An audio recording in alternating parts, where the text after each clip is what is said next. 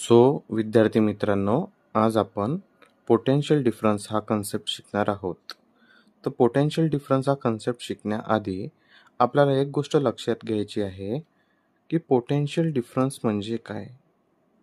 Potential potential म्हणजे काय. एक प्रकारे हा शब्द काय दर्शवतो? क्षमता. काय दर्शवतो? क्षमता. तर बघा, समजा आपण 2 कंटेनर घेतले आणि 2 कंटेनरमध्ये पाणी भरलं. सारख्या अमाऊंटचं पाणी भरलं. ओके.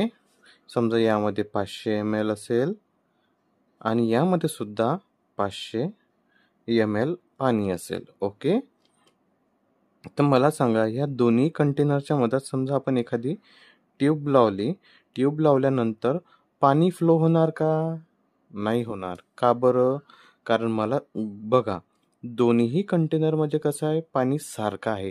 पाणी सारखं असल्या कारणाने दोन्हीकडे प्रेशर कसं असेल? सारखं असेल.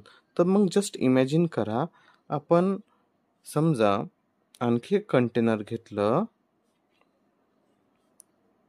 असे 2 कंटेनर घेतले आणि एकामध्ये पाणी 500 ml आणि दुसऱ्यामध्ये फक्त 300 ml.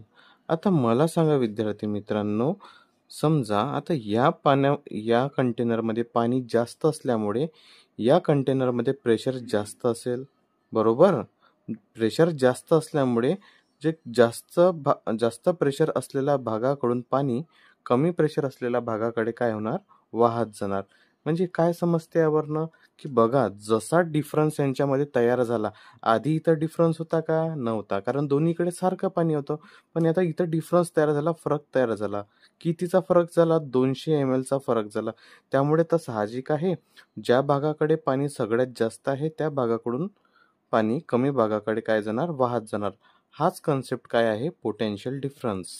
म्हणजे नेहमी एखादी गोष्ट जास्त प्रमाण असलेल्या भागाकडून कमी प्रमाण असलेल्या गोष्टीकडे काय होत जाते? वाहत जाते. ओके.